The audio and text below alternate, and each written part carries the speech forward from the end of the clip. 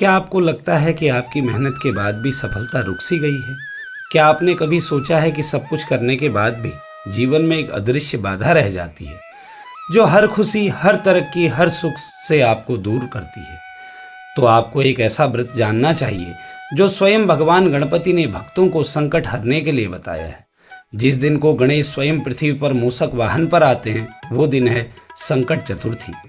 कहते हैं इस दिन कोई भक्त अगर श्रद्धा से व्रत करता है तो बड़े से बड़ा रोग, भारी से भारी कर्ज और टूटते रिश्तों की दरारें भी गणेश जी दूर कर देते हैं।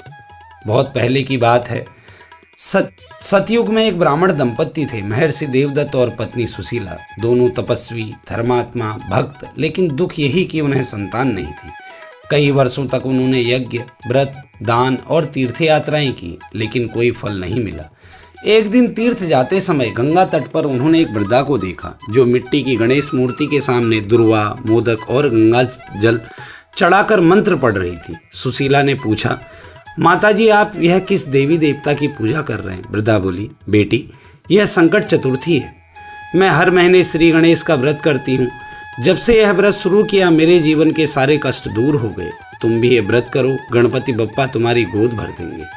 यही वह पल था जहाँ सुशीला को आस्था का बीज मिला। भाई अगर आपको भी यह सुनकर महसूस हो रहा हो तो अभी वीडियो को लाइक करो, क्योंकि आप भी उस आध्यात्मिक यात्रा का हिस्सा बन चुके हो। सुशीला ने उसी दिन व्रत का संकल्प लिया। कुछ ही महीनों बाद वह गर्भवती हुई। फिर जन्म हुआ एक सुंदर तेजस्वी बालक का। गांव भर में कहा गया यह तो स्वयं गणपति का प्रसाद है।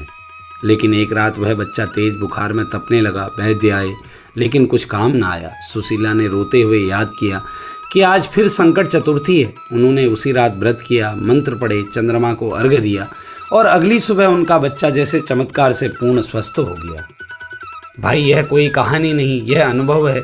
कई घरों में संतान प्राप्ति, रोग मुक्ति और कर्ज से छुटकारा संकट चतुर्थी के व्रत से ही हुआ है। अब सोचिए अगर इतना चमत्कारी एक व्रत है तो क्या हम इसे जीवन का हिस्सा नहीं बना सकते?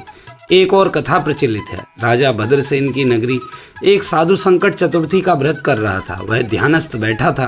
तभी एक शिकारी आया और बोला, तेरे कारण मेरा शिकार बिगड़ गया। साधु ने शांति से कहा, मैं श्री गणेश का व्रत कर रहा हूँ। अगर तेरे प्रहार से मर भी जाऊं तो यह व्रत नहीं छोड़ूंगा। शिकारी ने क्रोध में तीर चलाया, लेकिन तीर घूमकर उसी की आंखों में लग गया। वह पीड़ा से तड़पने लगा और चिल्लाने लगा, गणपति बप्पा मुझे क्षमा करो, मैंने गलती की है। साधु ने कहा, अगर तू आज सच्चे दिल से गणपति का नाम ले तो तेरा सारा कष्ट दूर होगा। और हाँ, अगर आपने अभी तक सब्सक्राइब नहीं किया है तो ज़रूर कर लो, ताकि ऐसी सच्ची गाथाएं आप तक हर महीने पहुँचें। शिकारी ने गणपति बप्पा मोरिया बोलकर हाथ जोड़ दिए और देखते ही देखते उसकी आंख की पीड़ा समाप्त हो गई। गणेश जी की कृपा से उसे क्षमा कर दिया। एक और कथा आती है। राजा विक्रमादित्य युद्ध भूमि में राक्षसों से घिर गए थे। उनके गुरु ने कहा, आज संकट चतुर्थी है, शिवलिंग के पास मिट्टी का गणेश बनाकर उसे दुर्वा, मोदक और गंगाजल चढ़ाओ, व्रत रखो। राजा ने जंगल में व्रत किया और जैसे ही चंद्रमा को अर्घ्य दिया, संपूर्ण आकाश से एक दिव्य प्रकाश निकला और सारे राक्षस भस्म हो गए। भाई गणपति केवल विघ्नहर्ता नहीं, वे संकट मोचक है।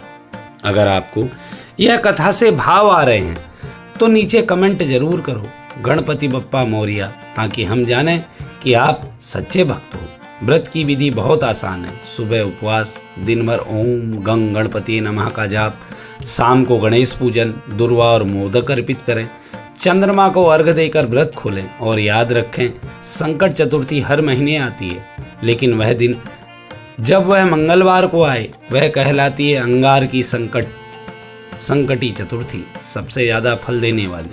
तो अगर आप जीवन में कोई बड़ा परिवर्तन लाना चाहते हैं तो इस बार भी संकट चतुर्थी को सिर्फ कहानी मत मानिए, उसे अनुभव कीजिए, व्रत कीजिए। और अगर इस वीडियो में आपकी आत्मा को छुआ है तो इसे अपने परिवार, दोस्तों और समूह को भेजिए, क्योंकि हो सकता है आपका एक शेयर किसी की जिंदगी से एक बहुत बड़ा संकट हरा दे। जय श्री गणेश, गणपति बप्पा मोरिया, मंगल मूर्ति मोरिया।